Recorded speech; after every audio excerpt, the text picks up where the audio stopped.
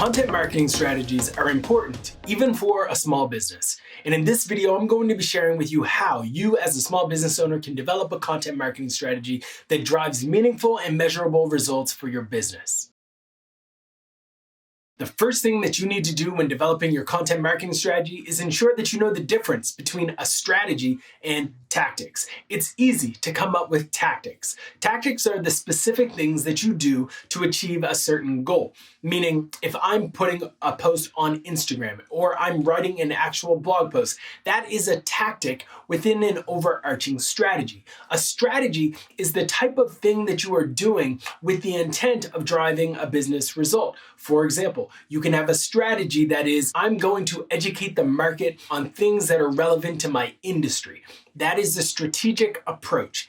Educating, assigning your brand with that mantra, that idea, and that philosophy of being an educator is a strategic decision. The ways in which you educate the market is where you get into the weeds of a tactic. If I was to give you a recommendation on how to think about a content strategy, I would take you back into time.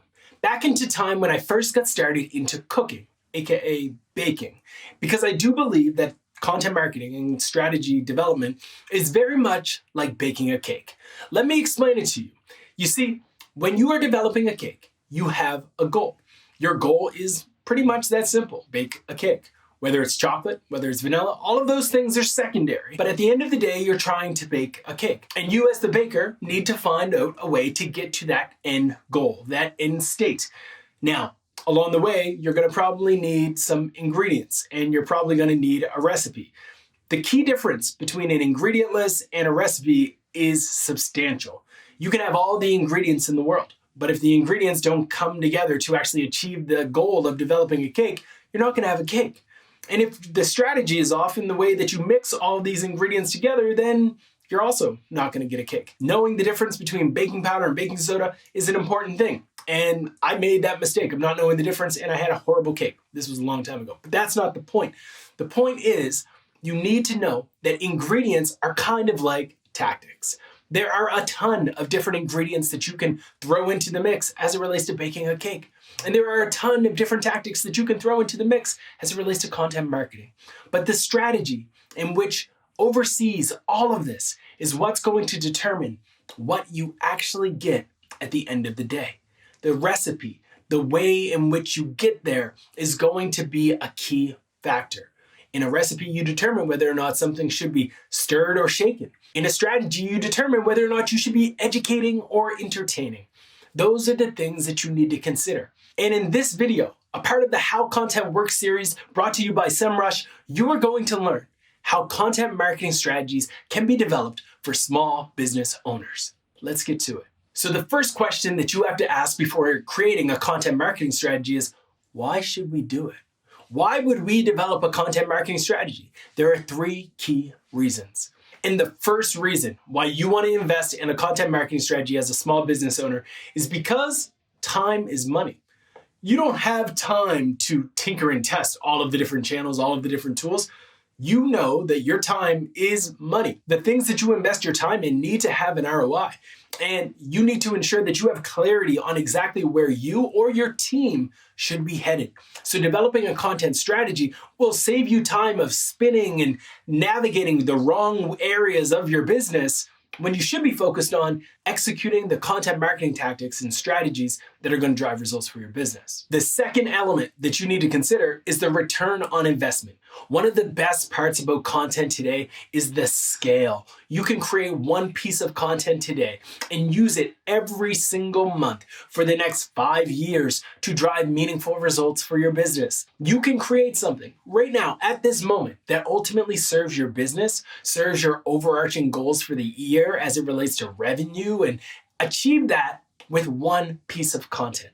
The ROI on a great piece of content can be significant. And the final benefit that I think is very key to understand why it's important to develop a content marketing strategy is the actual cost. Creating a piece of content is relatively low cost in comparison to many of the high production value asset development pieces and strategies that are being embraced by brands around the globe. You can spend multi-millions of dollars to get a Super Bowl ad, or You can spend some time on a weekend sending out a tweet, sending out a LinkedIn update, putting up a post on Instagram that influences whether or not someone shows up at your store, at your restaurant, at your bed and breakfast, at your small business today.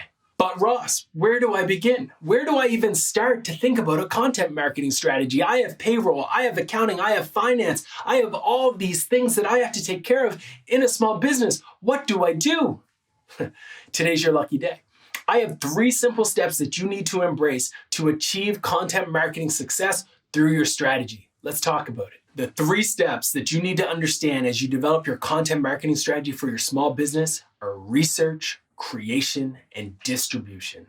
If you can embrace these 3 ideas, research, creation, and distribution, I believe you can create a content marketing strategy that drives meaningful results for your business, no matter how big or small you might be. When it comes to research, it's actually one of the things that most small business owners don't actually do when they develop their plans. And that's a mistake. The same way that if you were making a decision, let's say you're in a brand new town, a brand new city, a brand new country, and you're trying to find an amazing place to eat, you're not just gonna walk into the first spot that you see and say, yeah, this is for me.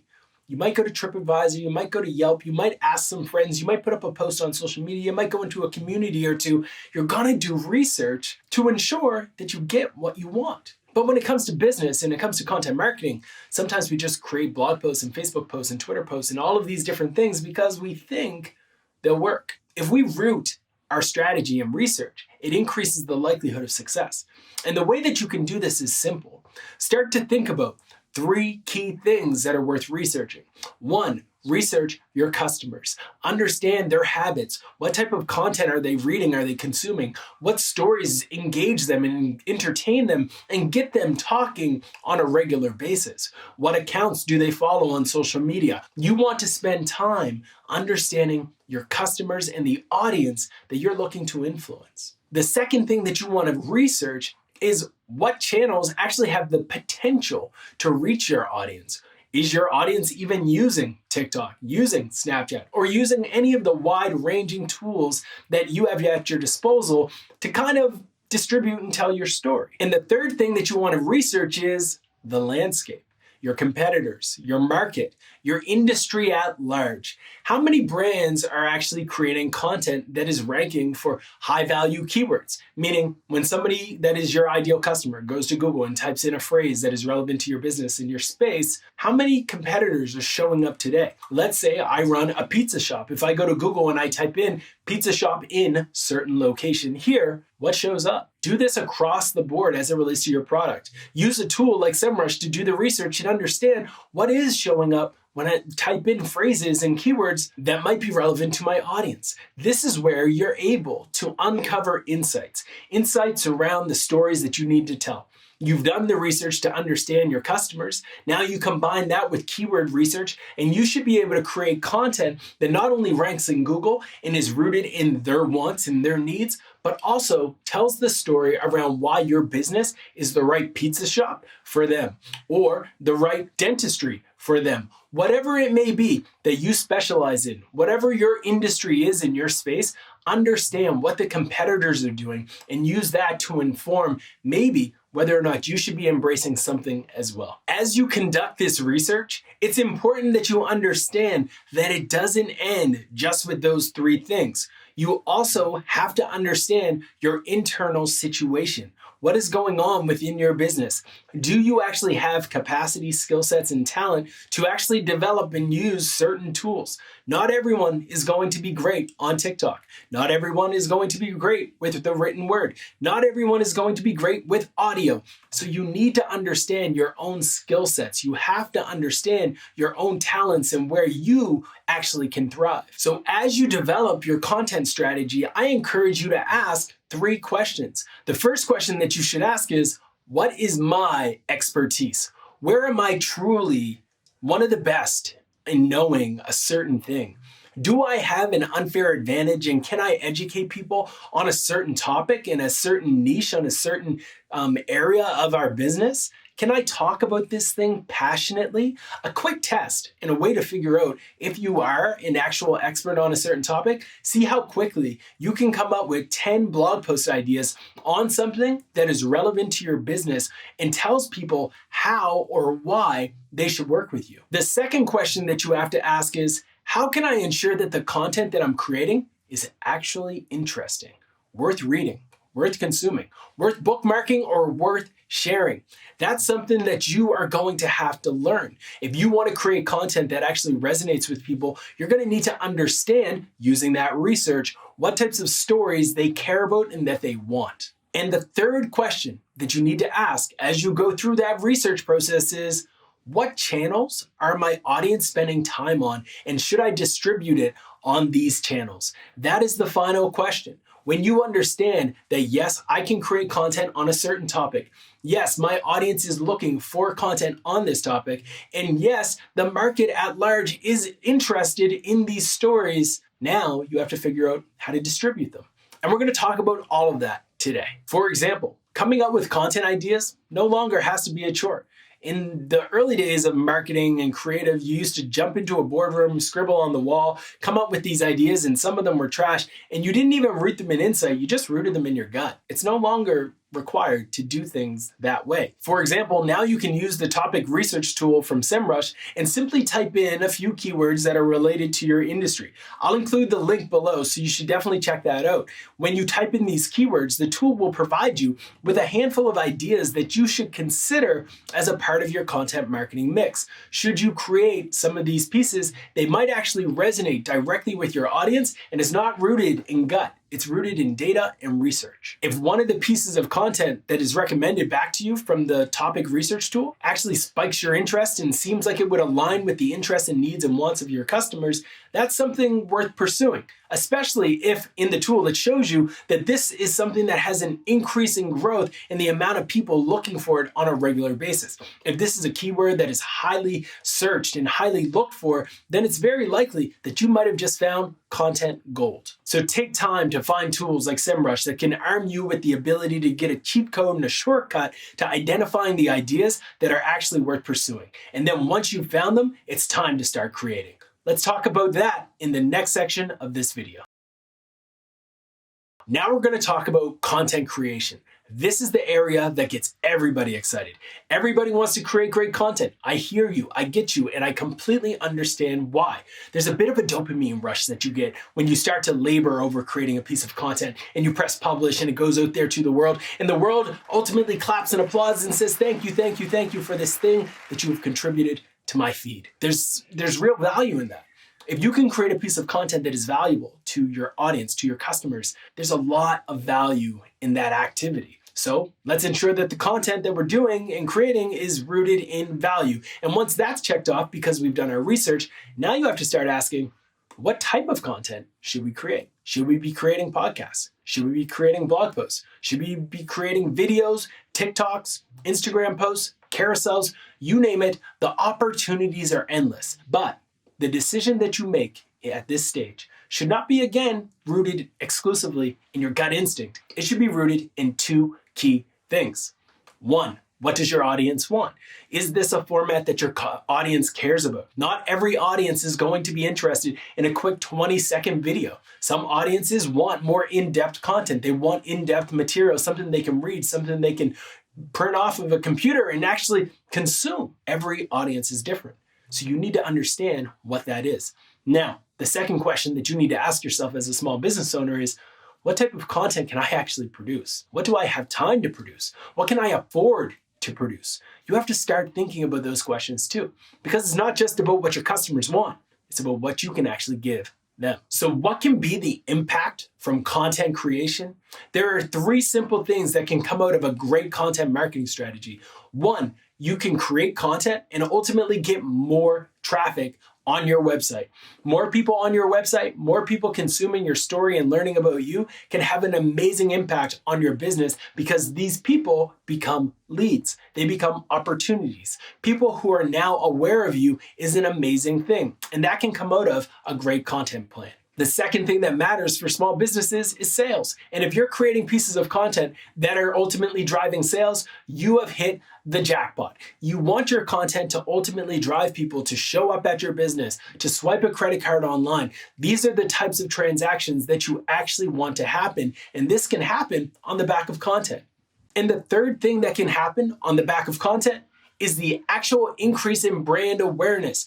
Press starts talking about you. People start sharing your content in their stories. People start sharing your content inside of Facebook groups, and people start praising and talking about how much value you're adding to their life through your Instagram account, through your YouTube video, through your blog, through the stories that you're telling online. This is an amazing point to be in, because if that awareness is happening where more and more people are talking about you, it's typically going to mean that more and more people are visiting your website. And if more and more people are visiting your website, it typically means that more people are going to be interested in what you're offering, what you're selling, as long as it's valuable. And they will swipe their credit card with you because you have built a relationship with them. One of the most popular small business types is restaurant owners. And if you're a restaurant owner, you might have heard of a company called Toast.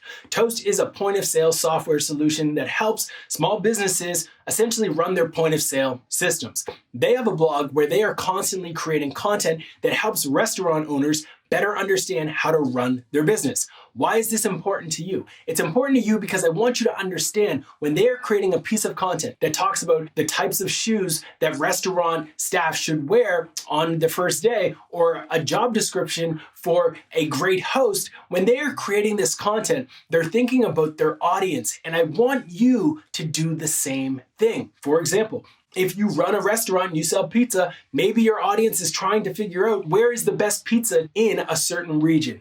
You write a blog post about all of the great places that they can go to get pizza, and you include, of course, yourself. I'm going to keep running with this pizza analogy because I'm hungry. But Pizza Hut is another great example of a business that does a good job with their content strategy. On their Instagram account, you can scroll for days seeing fun, lighthearted content that ultimately resonates with their audience. People who love pizza. It has a blend of memes, a blend of product shots, a blend of random pictures that ultimately connect with people who are interested in pizza. You might think a lot of the content ideas that these organizations are putting out there is random, but it's not. It's rooted in their strategy, and their strategy is rooted in the research that they have done. Once they've done that research and they start to create things, they probably ask themselves, does this content fall into one of these four categories? 1, is the content educational? 2, is the content entertaining? 3, is it engaging? Or 4, is it empowering? I believe the 4 E's are at the heart of all good content strategies. What does that mean? If your content is educational, it means you're providing people with information they never had before. If your content is engaging, it's striking up a conversation, a dialogue, where people are starting to share it with their friends, their peers, etc., and maybe even drop comments sharing their perspective on something that you've created. Content that is empowering also falls into the category of a great content strategy. If you celebrate other people, if you empower other people, if you make people feel good, even your customers, that is content that your audience is going to resonate with.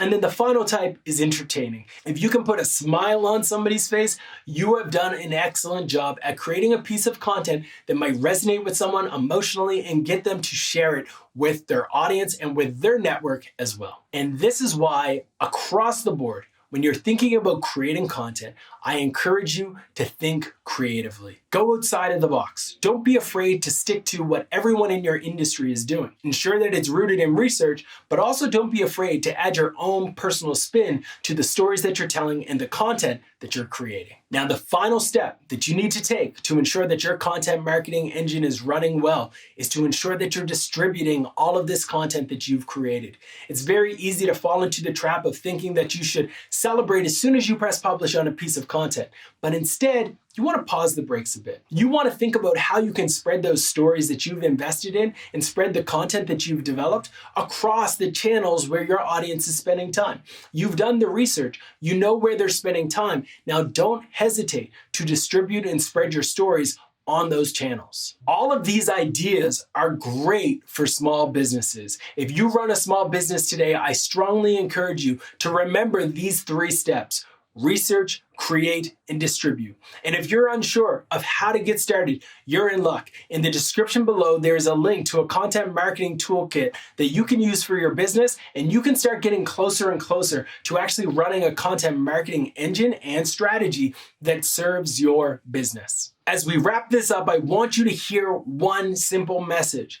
Content marketing is not just for big brands. It's not just for big budgets. Small businesses can use content marketing to achieve an amazing amount of results and revenue because they made that investment. So invest in research, invest in creation, invest in distribution, and you might change the trajectory of your business for years to come. I'm Ross Simmonds. I hope you enjoyed this video, and if you want more, be sure to check out the rest of this series, How Content Works.